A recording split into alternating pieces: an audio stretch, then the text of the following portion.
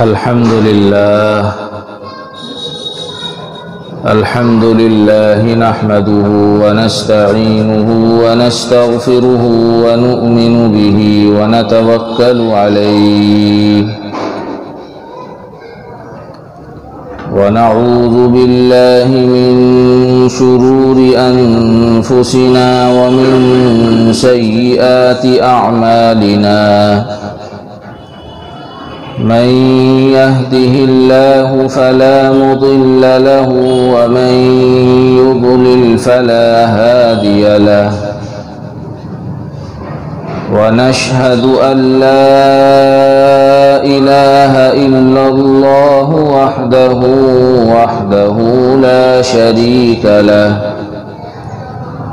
ونشهد أن سيدنا وسندنا وشفيعنا وإمامنا ومولانا محمدا عبده ورسوله صلى الله عليه وعلى آله وأصحابه وأزواجه وذرياته وبارك وسلم تسليما كثيرا أما بعد فأعوذ بالله من الشيطان الرجيم بسم الله الرحمن الرحيم إن الله يحب التوابين ويحب المتطهرين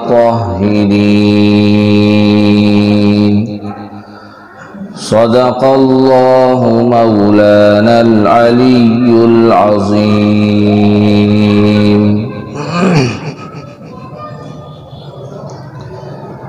بہت ہی زیادہ عزتوں کے مستحق، قابل قدر، قابل احترام دینی ایمانی بھائیوں، دوستوں، عزیزوں اور بزرگوں اور پردہ نشی ماں بہنیں،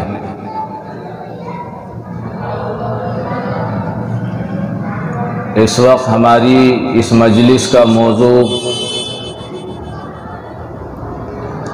طہارت اور پاکیزگی ہے۔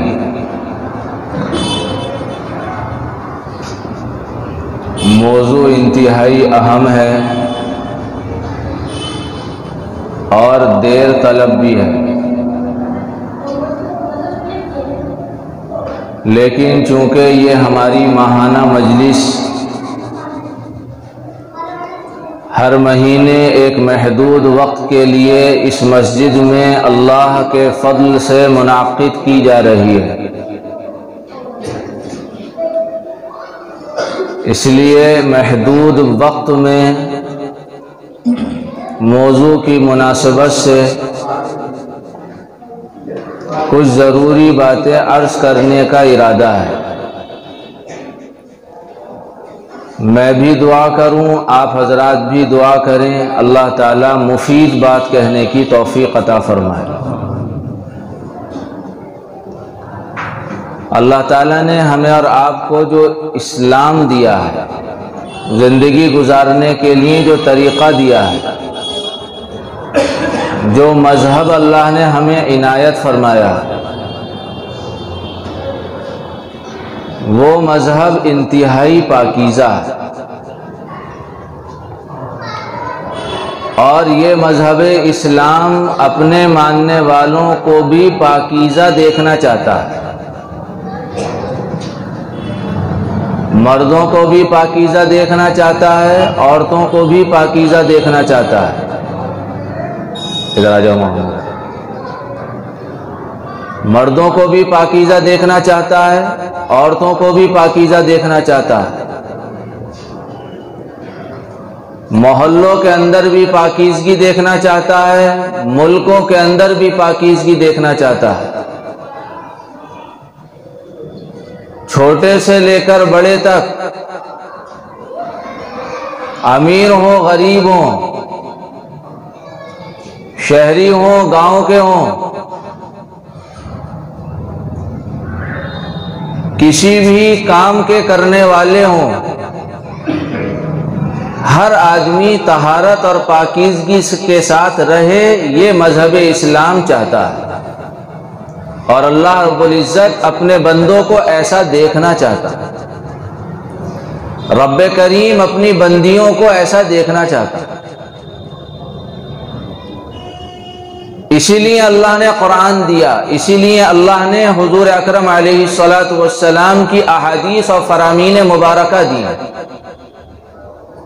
قرآن پڑھو زندگی صاف ستھری بناؤ، احادیث پڑھو زندگی صاف ستھری بناؤ، علماء کی مجلس میں بیٹھو زندگی صاف ستھری بنانے کی کوشش کرو، یہ مقصود ہے۔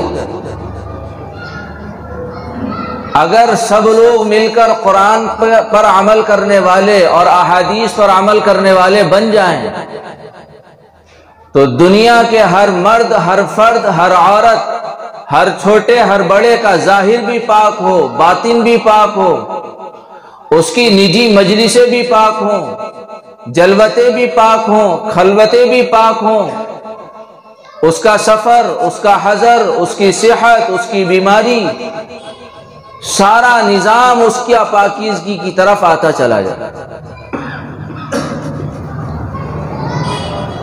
یہ مذہب اسلام ہی کا امتیاز ہے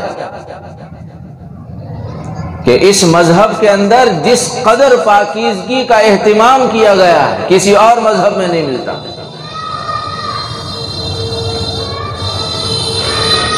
اللہ کی پناہ، اللہ کی پناہ،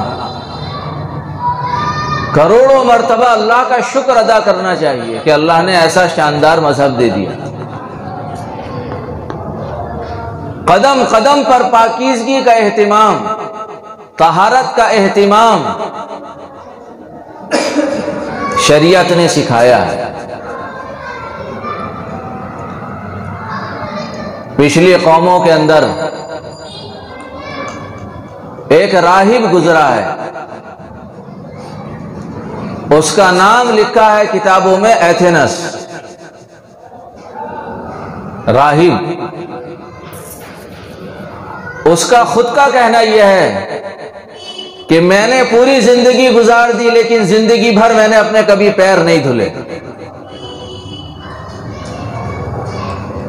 ایک اور راہب گزرا ہے جس کا نام لکھا ہے کتابوں میں ابراہام۔ اس نے لکھا ہے اپنے بارے میں 50 سال گزر گئے، میں نے اپنے چہرے کو نہ دھویا ہے نہ پیروں کو دھویا، نہ چہرہ دھولا نہ پیر دھولا۔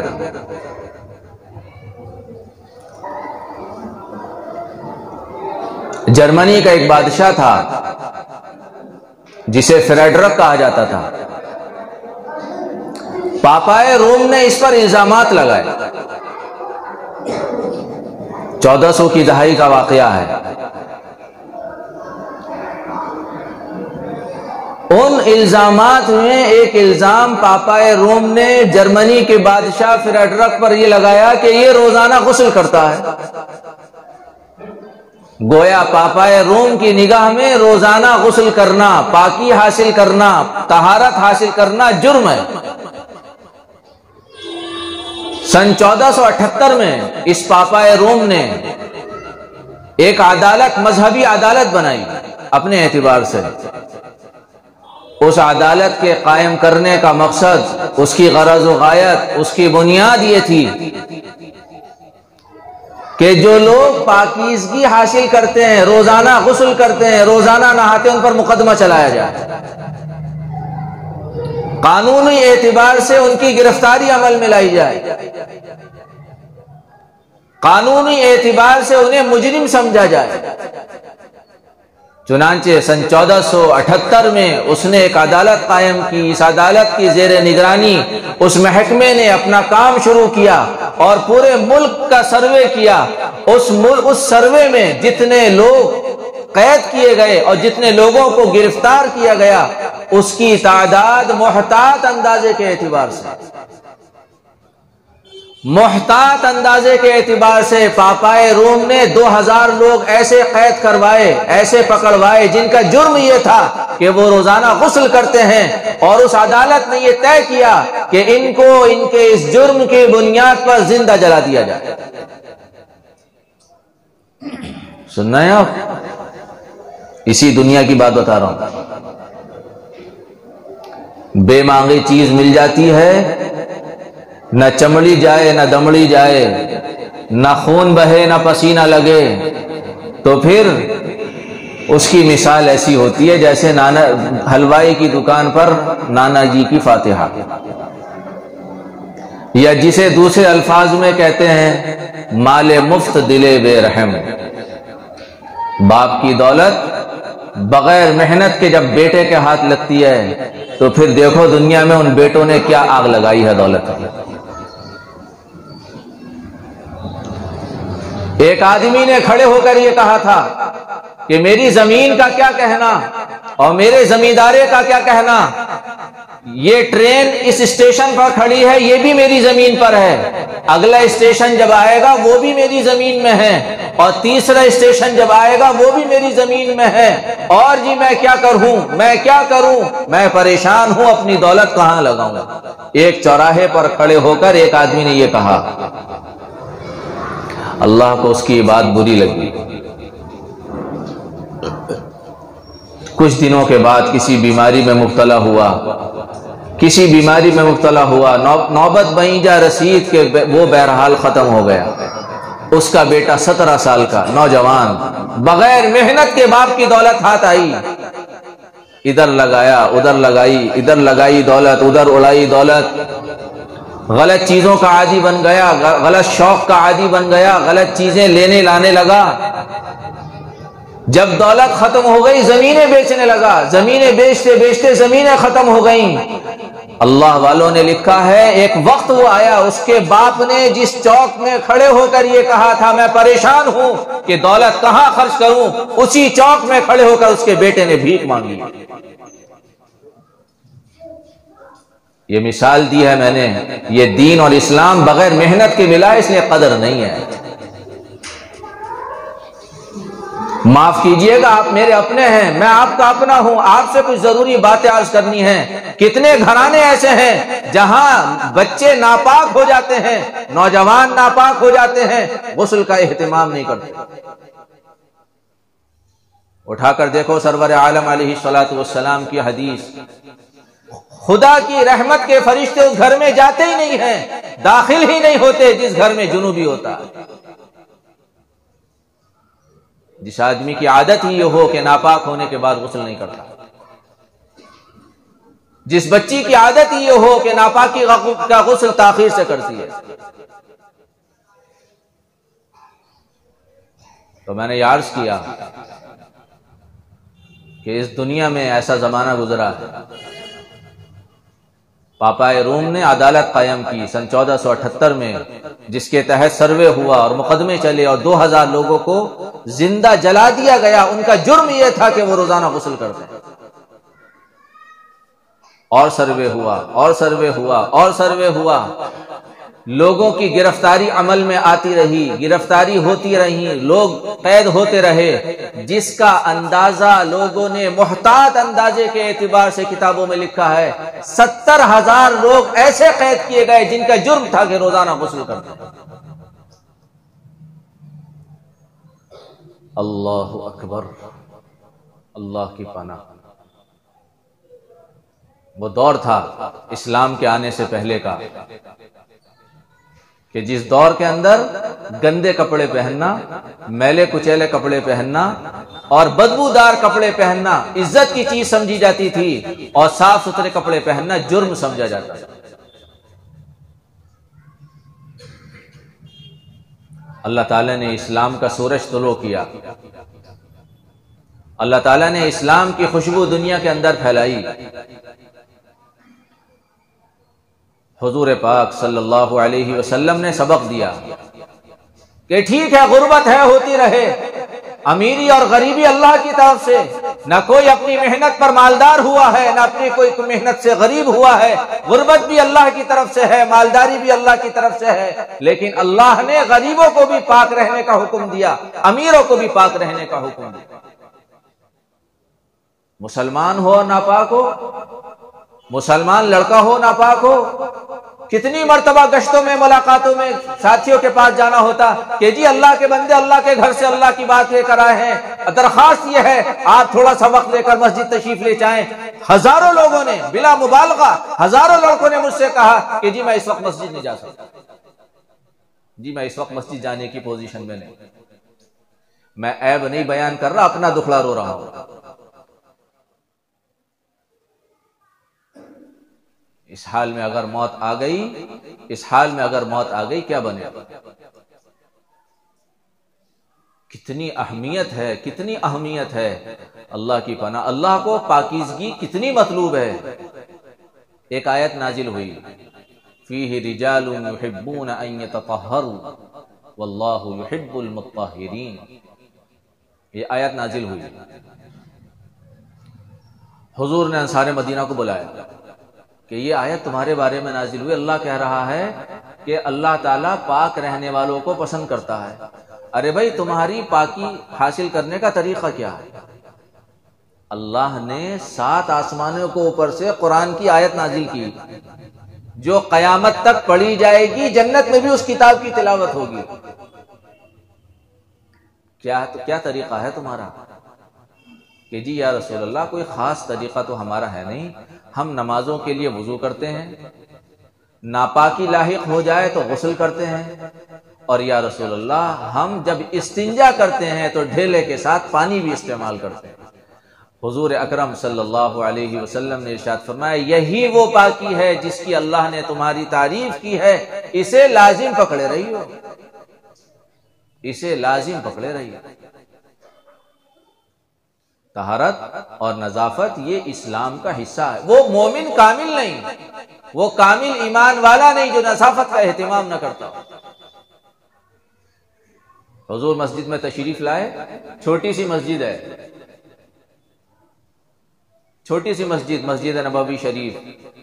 گرمی کا زمانہ، محنت مشقت کے لوگ عادی، اون کے کپڑے پہنے ہوئے، کوئی کھیت سے آ رہا، کوئی باغ سے آ رہا، کوئی حمالی کر کے آ رہا، کوئی بار برداری کر کے آ رہا، کوئی بوجھ اٹھا کر آ رہا، پسینے میں شرابور. مالداری نہیں ہے، عام غربت کا زمانہ، پنکھے بھی نہیں ہیں، ایئر کنڈیشن بھی نہیں ہے، مسجد چھوٹی، چھت نیچی، لوگ زیادہ، گرمی کا زمانہ، پسینہ نکل رہا ہے. اس سے کچھ تعفن پھیلا، کچھ تعفن پھیلا. حضور صلی اللہ علیہ وسلم کو بو محسوس ہوئی. آپ نے فرمایا جمعے کے لیے آیا کرو تو غسل کر کے آیا کرو. یہ مطلب نہیں ہے کہ جمعے کے دن ہی غسل کرنا ہے، نہیں، جمعے کے لیے آؤ تو غسل کر کے آؤ. اس سے کم پسینے کی بو تو ختم ہوگی، پسینے کی بو تو ختم ہوگی.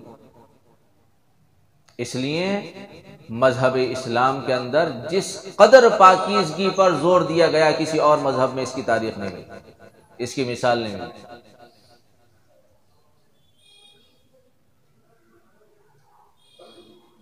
کئی چیزیں بنیادی ہیں جنہیں سمجھنے کی ضرورت ہے، ان کو سمجھے بغیر طہارت کا مفہوم سمجھنا مشکل ہے. مرد بھی سمجھیں، عورتیں بھی سمجھیں. سب سے بنیادی چیز یہ ہے کہ طہارت کہتے کسے ہیں. دوسری چیز ہے طہارت کا مطلب کیا ہے. تیسری چیز ہے طہارت کی قسمیں کتنی ہیں. ان چیزوں کو جانے بغیر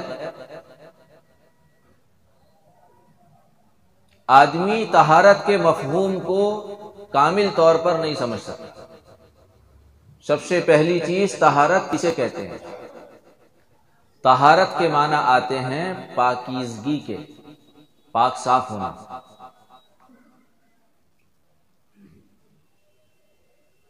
اسلامی قانون کے اعتبار سے فقہا کے یہاں حدث اصغر اور اکبر سے پاک ہونے کو طہارت کہتے ہیں۔ حدث اصغر ری خارج ہو جائے، پیشاب نکل آئے، آدمی پاخانہ کر کے آیا، تو اس عمل کے بعد جو ناپاکی آتی ہے اسے حدث اصغر کہتے ہیں، چھوٹی ناپاکی، یہ وضو سے ختم ہو جاتی ہے۔ حدث اکبر کہتے ہیں آدمی کو غسل کی حاجت ہو گئی، عورت کو غسل کی حاجت ہو گئی، اس ناپاکی کو دور کرنا، اسے طہارت کہتے ہیں اسلامی قانونی زبان میں۔ شرعی اعتبار سے طہارت کا مطلب ہوتا ہے، شرعی اعتبار سے طہارت کا مطلب ہوتا ہے اللہ کے حکموں کے مطابق زندگی گزارنا اور اللہ کی منع کی ہوئی چیزوں سے رک جانا۔ سمجھ میں آ رہی بات آپ کے؟ شرعی اعتبار سے طہارت کا کیا مطلب ہوتا ہے؟ شرعی اعتبار سے طہارت کا مطلب ہوتا ہے اللہ کے حکموں کے مطابق زندگی گزارنا اور اللہ نے جن چیزوں سے روکا ہے ان سے رک جانا۔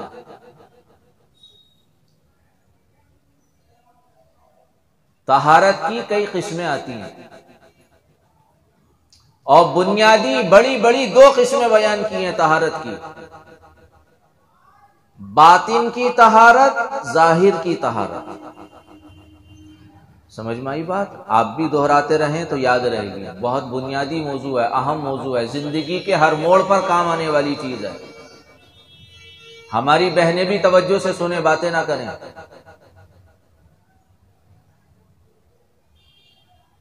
طہارت کی بنیادی دو بڑی بڑی قسمیں ہیں، باطن کی طہارت اور ظاہر کی طہارت۔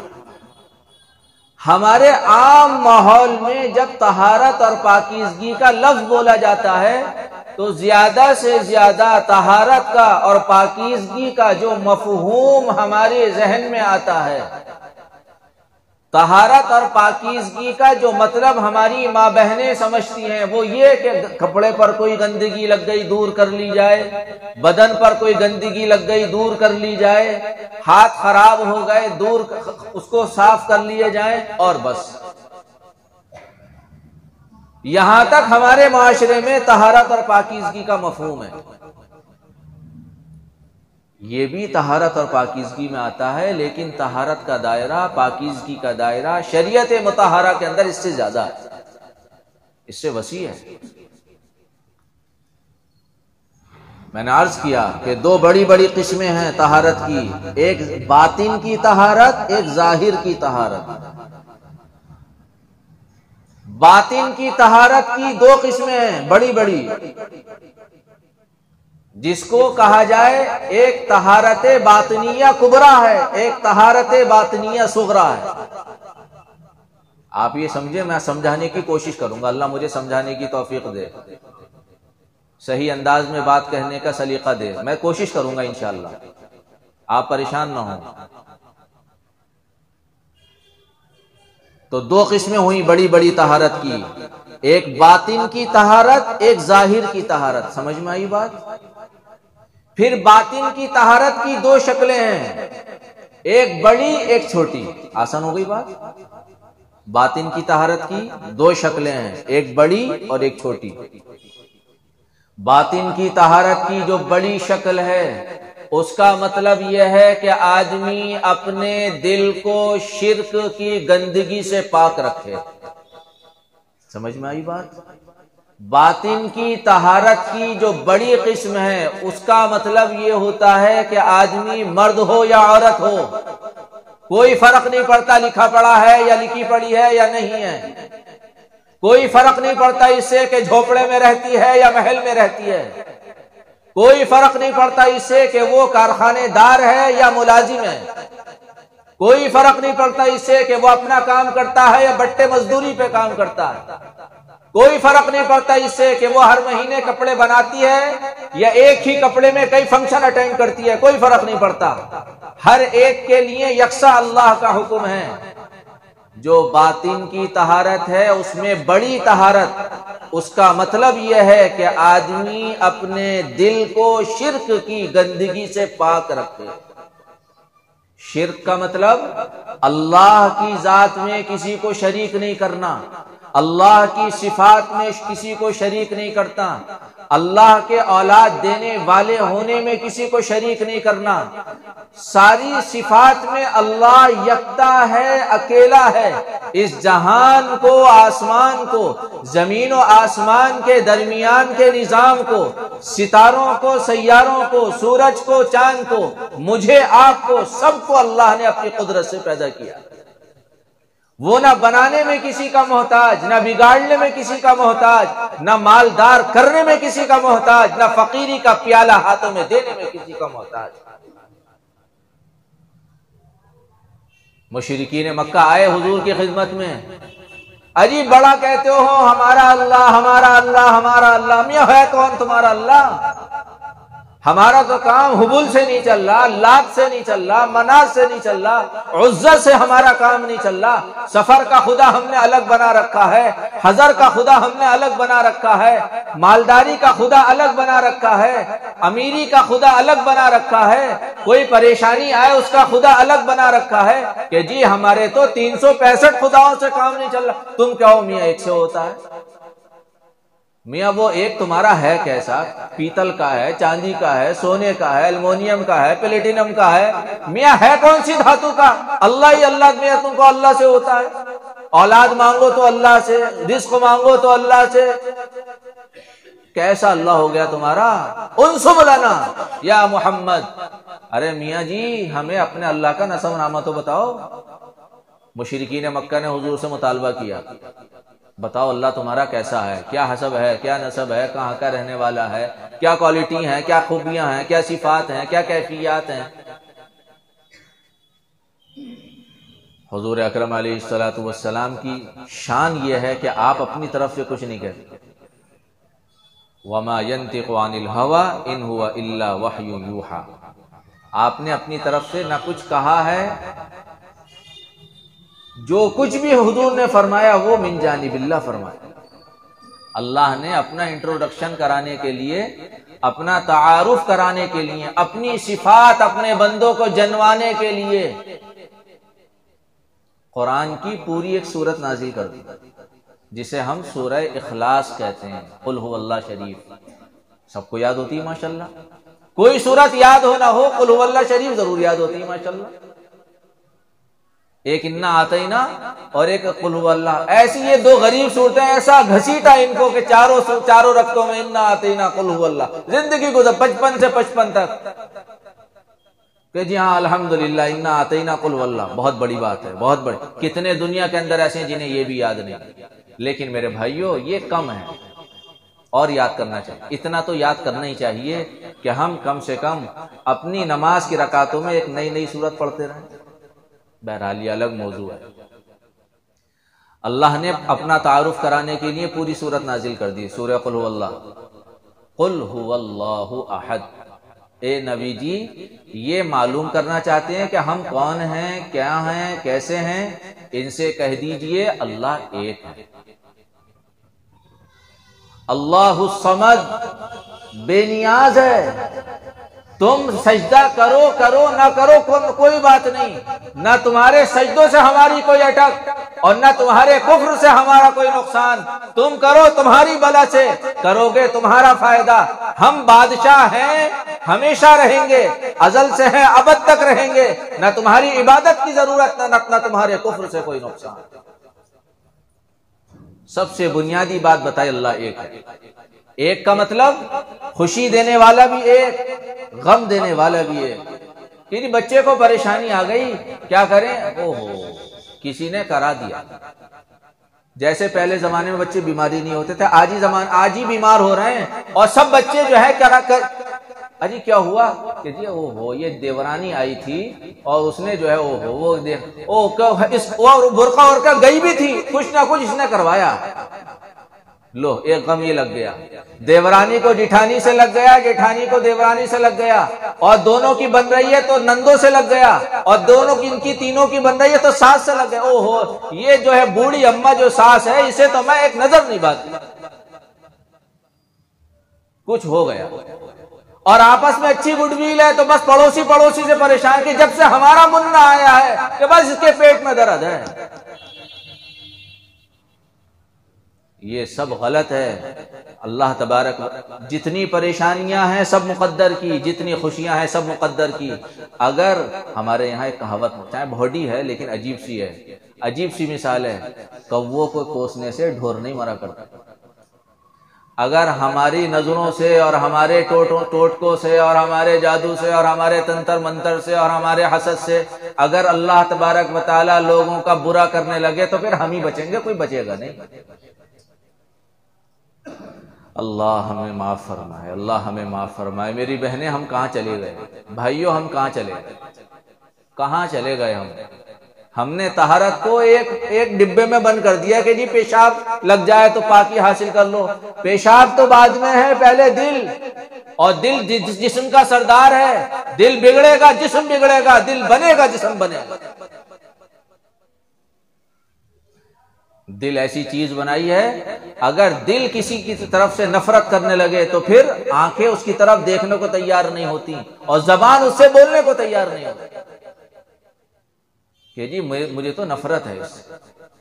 اس لیے سب سے بنیادی چیز جو باطن کی طہارت ہے، باطن کی طہارت، اس طہارت میں جو بڑی طہارت ہے وہ یہ کہ آدمی اپنے دل کو، عورت اپنے دل کو شرک سے پاک کرے۔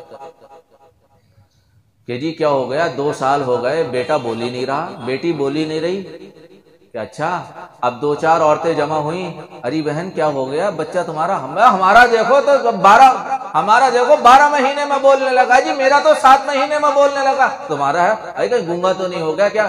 کہ ایسا کرو فلاں جگہ جاؤ، فلاں جگہ، آپ سمجھ رہے ہیں میری بات، آپ بھی اسی شہر کے، فلاں جگہ چلے جاؤ اور جیپ چڑھا دو جی۔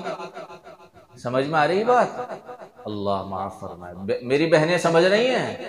ذرا توجہ سے سنیے گا، ضروری بات عرض کر رہا ہوں۔ جیپ چڑھا دو کہ جی اس کے جیپ چڑھانے سے کہ تمہارے بچے میں قوت گویائی آ جائے گی، خدائے پاک کی قسم ساری دنیا کی طاقت ایک طرف ہو جائے اور اللہ کسی کو بولنے کی طاقت نہ دے، خدا اپنے فیصلے میں غالب ہو کر رہے۔ شرک یہی نہیں ہے کہ اللہ کے ساتھ دیوی دیوتاؤں کو شریک کر لیا جائے۔ شرک اللہ کے نبی نے یہ بھی فرمایا، من صلی یرائی فقد اشرک ومن صام یرائی فقد اشرک، جس نے اللہ کے علاوہ کو دکھانے کے لیے نماز پڑھی اس نے گویا اللہ کے ساتھ دوسرے کو شریک کیا، جس نے لوگوں کو دکھانے کے لیے روزہ رکھا اس نے گویا اللہ کے ساتھ دوسرے کو شریک کیا۔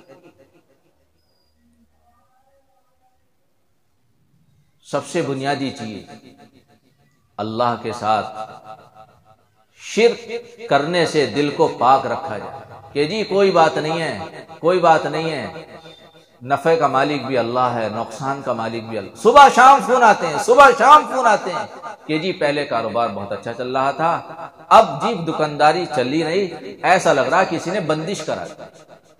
گویا ہم یہ سمجھنے لگے کہ بندش مؤثر بھی ذات ہے، حالانکہ کسی کے ہاتھ میں نہ کسی کا نفع ہے نہ کسی کے ہاتھ میں کسی کا نقصان ہے۔ لا نافع الا اللہ ولا ضار الا اللہ، نفع کی طاقت اللہ کے ہاتھ میں، نقصان کی اتھارٹی اللہ کے ہاتھ میں۔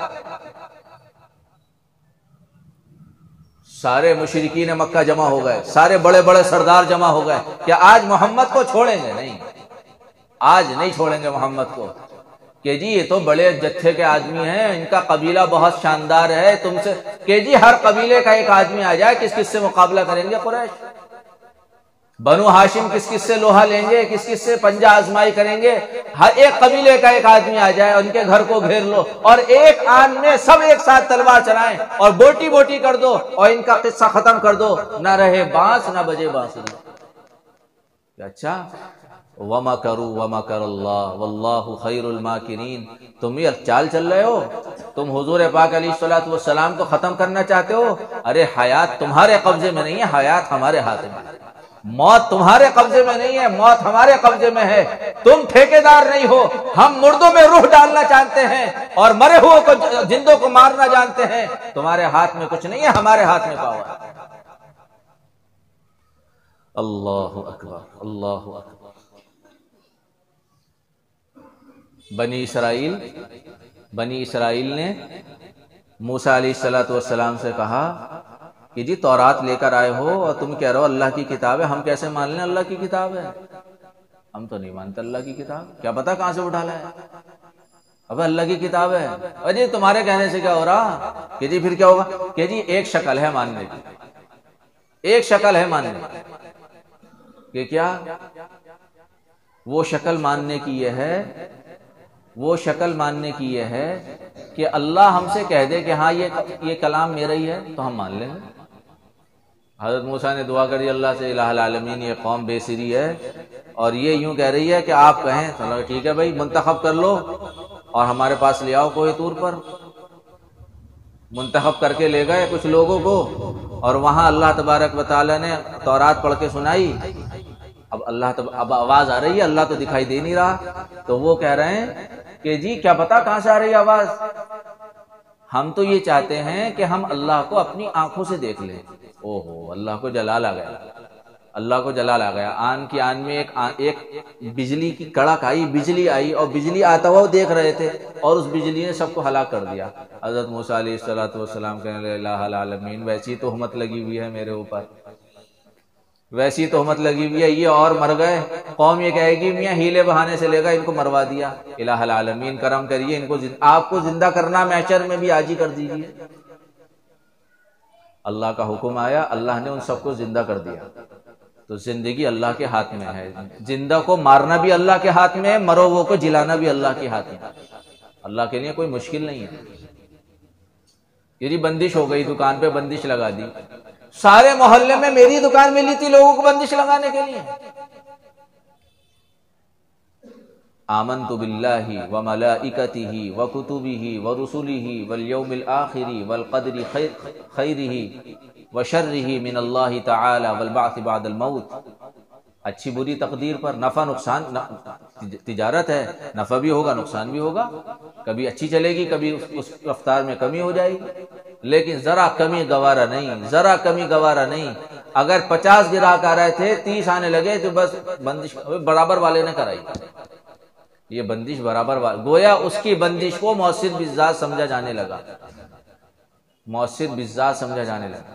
اور وہ ہو اللہ کی پناہ، اللہ کی پناہ، صبح کی جھاڑو میں اگر کچھ بال گھر میں نکل آئیں تو گھر والی اپنے شوہر کا نہ جینا حرام کہ جی تمہیں تو جانا پڑے گا مولوی صاحب کے پاس، ارے جی روزانہ بال نکلنے ہیں روزانہ، اور یہ موئی جو اوپر یہ پھینکتی ہے اوپر سے، یہ ٹونے ٹوٹ کے گانٹھے لگے ہوئے بال یہ پھینک رہی ہے اوپر سے۔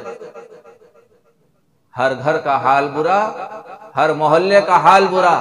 میرے بھائیوں، ان بدگمانیوں نے اور دل کی خرابیوں نے اور دل کی غلاظتوں نے جینا دشوار کر رکھا، زندگی کا لطف ختم، زندگی کے مزے ختم، زندگی کے مزے ختم۔ ایک صاحب آئے میرے پاس، ان کے بیٹے کے پیٹ میں درد، مدرسے آ گئے، کئی مرتبہ فون کیا، پھر مدرسے آ گئے، سارے انہوں نے جو ہے وہ چیک اپ کرائے، کہنے لگے سارے جو ہے چیک اپ نارمل آ رہے ہیں، ساری رپورٹس نارمل ہیں۔ تو میں نے ان کے حالات سنے، محسوس یہ ہوا کہ ان کا بچہ وہمی ہے، وہ ٹھیک ہو گیا لیکن وہم ہے۔ مجھ سے کہنے لگے آپ کوئی تعویذ لکھ دیجئے تاکہ اس کا وہم دور ہو جائے، کوئی تعویذ لکھ دیجئے تاکہ اس کا وہم دور ہو جائے۔ گویا تعویذ کو مؤثر بالذات سمجھ رہے ہیں، تعویذ کرے گا اللہ نہیں کرے گا۔ حالانکہ جس آدمی نے تعویذ اس نیت سے پہنا کہ اس تعویذ سے میں ٹھیک ہو جاؤں گا، اس کا حکم مفتی صاحبان سے پوچھ لیجئے گا۔ اللہ کے گھر میں بیٹھ کر دل نہیں چاہ رہا وہ جملہ کہنے کے۔ تو سب سے بنیادی چیز باطن کی طہارت میں جو سب سے بنیادی چیز ہے، دل کو شرک کی گندگیوں سے پاک کرنا۔ سمجھ میں آئی؟ کریں گے انشاءاللہ۔ اللہ کو تو ایک مانتے ہی ہیں، کوئی دقت آئے کوئی پریشانی آئے کس سے کہنا ہے؟ اللہ سے کہنا۔ کس سے کہنا ہے؟ اللہ وہ ذات ہے جو دلوں کی آہوں کو سننے والی ہے۔ اللہ وہ ذات ہے جو دے کر کبھی احسان نہیں جتاتی، دے کر واپسی کا مطالبہ نہیں کرتی۔ دنیا والے دے کر احسان بھی جتاتے ہیں، مطالبہ بھی کرتے ہیں، اللہ نہ دے کر احسان جتاتا ہے نہ دے کر مطالبہ کرتا ہے۔ جو کرے گا، کرنے والا کون ہے؟ اللہ ہے۔ اللہ غریق رحمت فرمائے ہمارے حضرت مولانا عبد المومن صاحب نور اللہ مرقدہ کو، ان کی مسجد میں پتھر لگنا تھا، اپنے بھتیجے سے کہنے لگے کہ فلاں آدمی ہے جسے اللہ نے ثروت عطا کی ہے، اللہ نے اسے آسانی دی ہے، سہولت دی ہے، ایسا کرو، اس سے تذکرہ کرو، اسے متوجہ کرو، وہ مسجد میں پتھر لگوا دے۔ ان کے بھتیجے نے کہا ٹھیک ہے، تذکرہ کرتے ہیں، متوجہ کرتے ہیں۔ صبح یہ بات ہوئی، شام کو حضرت کا اپنے بھتیجے کے پاس فون آیا کہ بھائی وہ جو بات ہوئی تھی اس کا تذکرہ ان صاحب سے کیا تو نہیں؟ وہ جو بات ہوئی تھی اس کا تذکرہ ان صاحب سے کرا تو نہیں؟ وہ کہا جی ابھی تو نہیں کیا۔ کیا بات ہے؟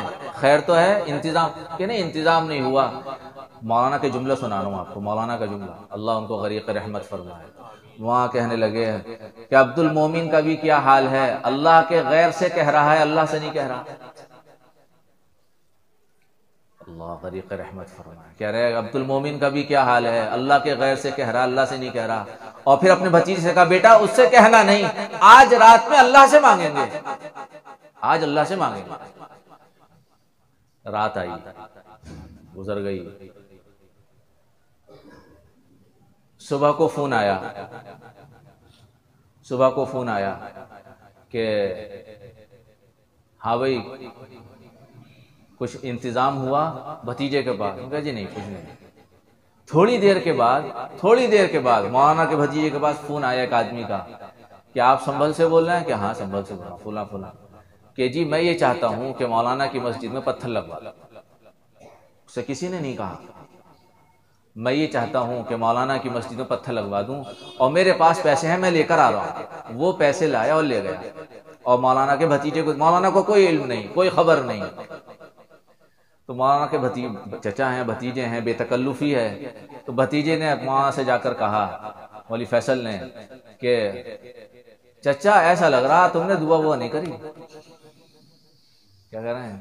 چچا ایسا لگا، بہنیں بھی سنیں، ہمارا خدا کوئی معمولی شخصیت نہیں ہے، معمولی ذات نہیں ہے، کہہ کر تو دیکھیں اللہ سے، چچا ایسا لگ رہا تم نے دعا وہ نہیں کہی۔ کہ نہیں بیٹے دعا تو بہت کی تھی، اگر دعا کری ہوتی تو انتظام ہو جاتا۔ کہ جی کوئی بات نہیں، اللہ کے در کے علاوہ کہاں جائیں، ہم تو فقیر ہیں، آج پھر اللہ سے بھیک مانگیں گے؟ کہ جی بھیک مانگنے کی ضرورت نہیں ہے، خدا نے انتظام کر دیا۔ میں آج گیا تھا، پتھر لگ رہا ہے ماشاءاللہ، وہ نمبر لگنے کی نوبت اب آئی، اللہ کا فضل ہے، لگ رہا ہے۔ تو اللہ وہ ہے جو بندوں کی مرادوں کو سنتا، اللہ کے علاوہ کوئی نہیں دے سکتا۔ اگر اولاد چاہیے، خدا پاک کی قسم، نہ کسی ڈاکٹر کے ہاتھ میں نہ کسی حکیم کے ہاتھ میں، حکیم اور ڈاکٹر کا ہاتھ بھی خدا کے ہاتھ میں، شفا دواؤں میں شفا بھی خدا کے خزانوں سے۔ ایک اللہ سے کہو، خدا وہ دے گا جو تم تصور نہیں کر سکتے۔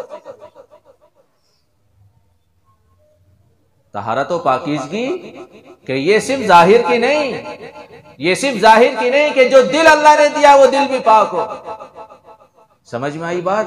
سب سے بنیادی چیز دل کس سے پاک ہو؟ شرک کی گندگیوں سے پاک ہو۔ کریں گے انشاءاللہ۔ کوئی پریشانی آئے گی کس سے کہیں گے؟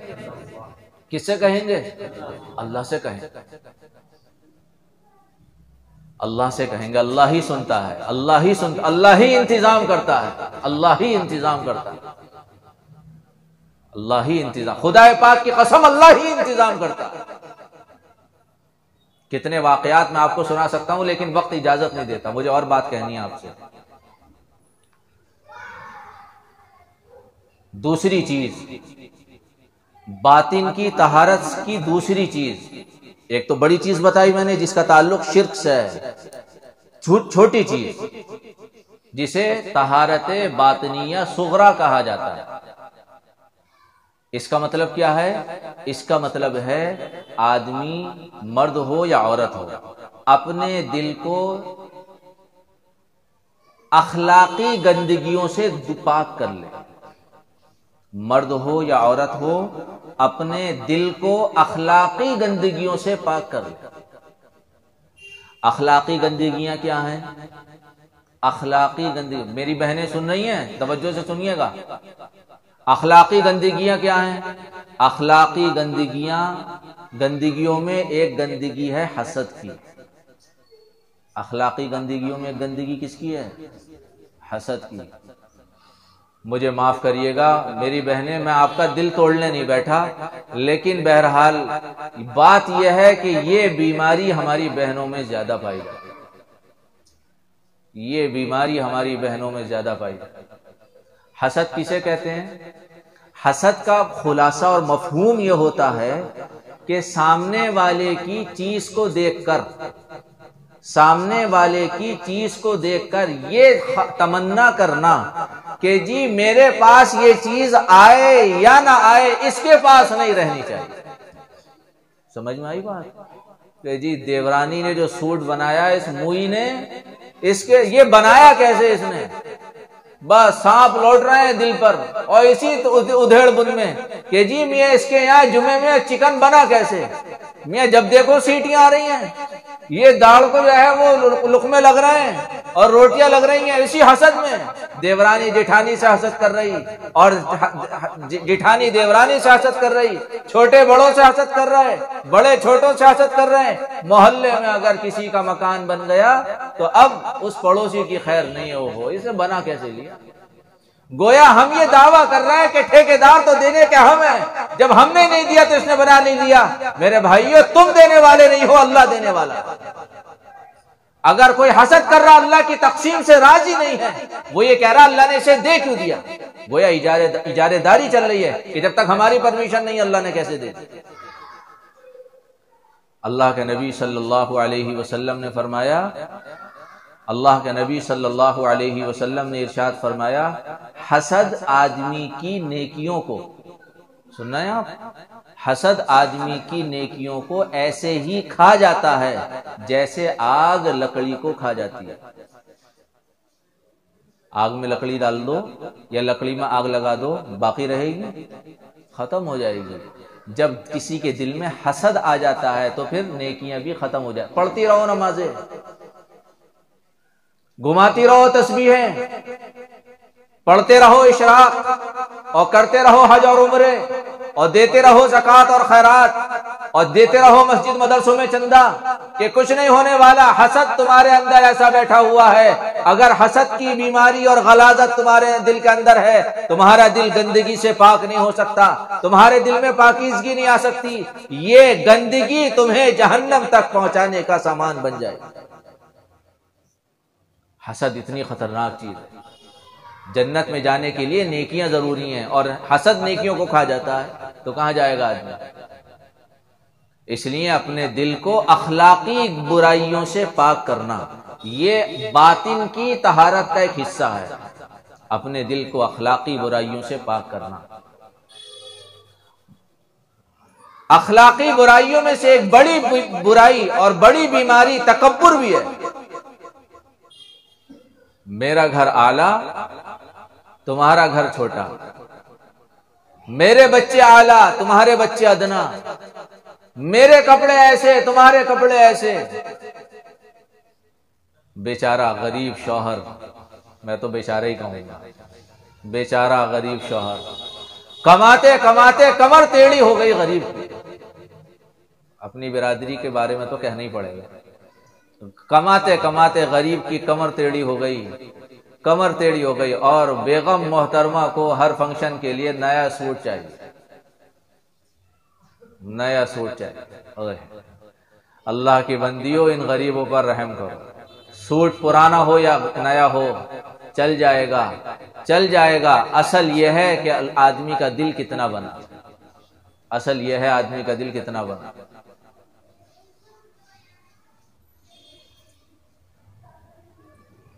جس نے اچھا سوٹ پہن رکھا ہے وہ کم قیمت والے سوٹ کو پہننے والی عورت کو چھوٹا سمجھی، یہ تکبر ہے۔ اگر میٹرو کے وہاں سے جوتیاں پہننے لی آئیں تو وہ کہنے کیا ہیں پھر، تو کہنے کیا ہیں۔ میری بہنوں، میرے بھائیوں، تکبر اللہ کو زیب دیتا ہے۔ صحیح حدیث میں ہے تکبر اللہ کی چادر ہے، جو اس چادر کو کھینچنے کی کوشش کرے گا خدا اسے اوندھے منہ جہنم میں پھینک دے۔ اخلاقی برائیوں میں بڑی برائی، بڑی بیماری تکبر ہے۔ اخلاقی برائیوں میں بڑی برائی، بڑی بیماری حسد ہے۔ اخلاقی بیماریوں میں بڑی بیماری، بڑی برائی کینہ ہے، بغض ہے۔ اس لیے طے کرو انشاءاللہ ہم دل کی برائیوں اور گندگیوں سے اپنے آپ کو پاک رکھیں گے تاکہ ہمیں دل کی پاکیزگی حاصل ہو۔ جب دل پاک ہوگا اللہ کی محبت آئے گی، جب دل پاک ہوگا رسول اللہ کی محبت آئے گی، جب دل پاک ہوگا تو نماز پڑھنے میں دل لگے گا، جب دل پاک ہوگا دعائیں مانگنے میں دل لگے گا، جب دل پاک ہوگا قرآن پڑھنے میں دل لگے گا، جب دل پاک ہوگا قرآن پڑھ کر آنکھ سے آنسو بہیں گے، جب دل پاک ہوگا کسی غریب کو دیکھ کر دل پسیجے گا، جب دل پاک ہوگا کسی غریب کی پریشانی دیکھ کر آدمی تل ملا جائے گا۔ رسول اللہ صلی اللہ علیہ وسلم کا قلب اطہر سارے انسانوں کے دلوں سے سب سے زیادہ پاک ہے۔ آپ کی مسجد میں کچھ لوگ آئے، ان کے حالات عجیب و غریب، بال پراگندہ، کپڑے بوسیدہ اور ان کے چہروں پر عجیب و غریب فقر و فاقے کے نشانات، ان حالات کو دیکھ کر آپ کی حالت بدل گئی۔ جب دل پاک ہوتا ہے تو مخلوق خدا کی پریشانیوں کو دیکھ کر آدمی اپنے اندر سے دل ملا جاتا ہے۔ حضور پاک علیہ الصلوۃ والسلام کی حالت عجیب ہو گئی۔ فصعد المنبر فحمد اللہ واثنى علیہ، آپ منبر پر تشریف فرما ہوئے، اللہ کی حمد و ثنا بیان کی اور لوگوں کو ترغیب دی کہ مال و دولت جمع کرو، چندہ جمع کرو، کھانے کی چیزیں لاؤ، پہننے کی چیزیں لاؤ۔ حضور کی ترغیب پر لوگ سامان لانے لگے، کسی کے پاس نقد تھا، پیسہ تھا، وہ لایا، کھانے کا سامان تھا وہ لایا، کپڑے تھے وہ لایا، یہاں تک کہ حضور اکرم علیہ الصلوۃ والسلام کی مسجد میں دو ڈھیر لگ گئے، ایک غلے کا، ایک پہننے کا، ایک کھانے پینے کا سامان کا اور ایک اوڑھنے پہننے کا سامان۔ جب حضور نے یہ دیکھا کہ یہ سامان جمع ہو گیا اور ان آنے والوں کی ضرورت پوری ہو جائے گی تو حضور اکرم علیہ الصلوۃ والسلام کا چہرہ خوشی سے چمچمانے لگا۔ دل بگڑے ہیں اس لیے کسی کی پریشانی نظر نہیں آتی۔ بھائی کے یہاں کھانا بنا ہو نہ بنا ہو کوئی فرق نہیں پڑتا۔ آج صبح مجھے ایک آدمی ملا، سائیکل پر جا رہا تھا، مجھ سے روک کے کہنے لگا بھائی جان آج میرے بچوں نے فاقے سے ذات گزاری ہے اور صبح میرے پاس چائے پینے کے لیے بھی پیسے نہیں تھے، میں اپنے بھائی کے پاس گیا، وہاں سے بھی مجھے کوئی سامان نہ ملا، میں اپنے بھائی کے پاس گیا۔ جب دل خراب ہوگا خدا کی محبت نہیں آ سکتی، دل خراب ہوگا رسول اللہ کی محبت نہیں آ سکتی۔ جب اللہ کی محبت نہیں، رسول اللہ کی محبت نہیں تو لوگ کٹتے رہیں، لوگ بڑھتے رہیں، ہمارا دل بے چین نہیں ہو سکتا۔ زمانہ تھا کہ یہاں کے لوگوں نے مسلمانوں کو قید کیا تو حجاج بن یوسف نے محمد بن قاسم کو بھیجا تھا کہ نہیں ہمارے اسلامی بھائی۔ اس لیے طے کرو کہ دل کی دنیا کو پاک بنائیں گے، شرک سے بھی پاک کریں گے، اخلاقی بیماریوں گندگیوں سے بھی پاک کریں گے انشاءاللہ۔ اس متعلق کچھ اور بات کہنی ہے لیکن وقت تقریباً ختم ہو رہا ہے۔ آپ دعا کریں، کبھی کسی موقع پر مل بیٹھنے کا موقع ملا اللہ تبارک و تعالیٰ سے دعا کر کے کوشش کریں گے انشاءاللہ اس مضمون کی تکمیل ہو جائے، کریں گے انشاءاللہ، کوشش کریں گے۔ بہنیں بھی طے کرتی ہیں انشاءاللہ، نیت کرتی ہیں، اپنے دل کو پاک کرنے کی کوشش کریں گی۔ خوب اللہ کا ذکر کا اہتمام، خوب دعاؤں کا اہتمام، تلاوت کا اہتمام اور اللہ تعالیٰ سے مانگنا، اے اللہ ہمیں قلب سلیم دے دے، اے اللہ ہمارے دل کو پاک بنا دے، اے اللہ ہمارے دل کو صاف بنا دے، اے اللہ امت کا درد دے دے، اے اللہ اپنی محبت دے دے، رسول پاک علیہ الصلوۃ والسلام کی محبت دے دے۔ جب دل پاک ہو جائے گا خدا پاک کی قسم اسی دن سے زندگی جینے کا مزہ آنے لگے گا۔ اللہ پاک عمل کی توفیق عطا فرمائے۔ اس مجلس کو قائم کرنے اور سجانے کی کوششیں کی ہیں، اللہ اپنے خزانے سے ان کو مالا مال فرمائے، ان کی جائز مرادیں پوری فرمائے۔ رب کریم اس پورے محلے پر بے پناہ رحمت نازل فرمائے، ہم سب کی مغفرت کا اس مجلس کو سامان بنائے۔ وآخر دعوانا ان الحمد للہ رب العالمین۔